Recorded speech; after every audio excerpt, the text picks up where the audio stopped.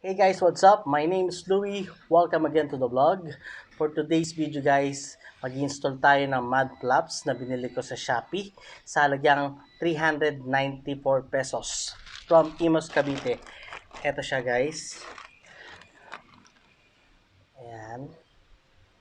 Guys, ang purpose ng Madflaps is para malesen yung mga pumapasok na putik dito sa engine natin.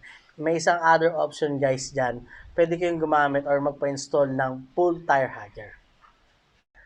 So ito na guys, open na natin siya.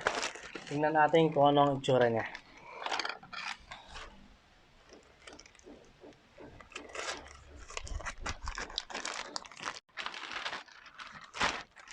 Boom! Ito na siya, kulay pula guys. Yan, so ito yung mud flaps natin na stock, kulay itim. Basic na basic, simple lang. So ito yung lalagay natin, kulay pula na may pangalang Vario since pinalitan ko na yung emblem ng motor ko na Vario 150. Alright?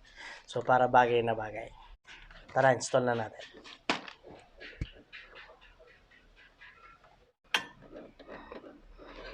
Hinihila lang to guys.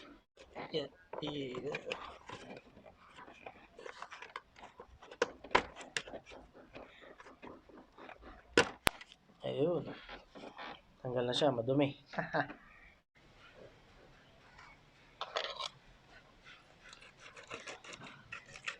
Medyo malaki siya konti guys.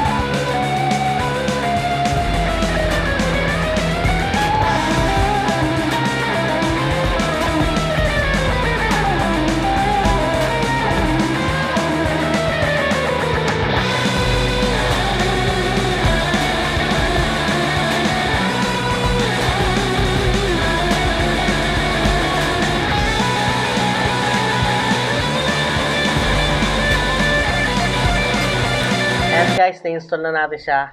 Mas maganda na siya tingnan ngayon compared dun sa stock na simple lang. Stay tuned lang kayo guys since marami pa tayong gagawing modification para sa Honda Click Game Changer users out there. Again guys, thank you for watching. My name is Louie. Always reminding you, no racing. Bye-bye.